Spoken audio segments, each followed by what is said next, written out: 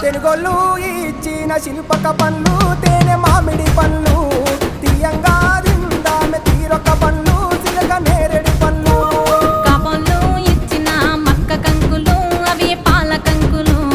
కాల్చుకొని తిందాము కందికాయలు పచ్చి పల్లికాయలు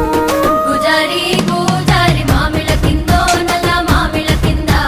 కుసుమరోళ్ళేసిన కుందన బొమ్మ అది కుందన బొమ్మ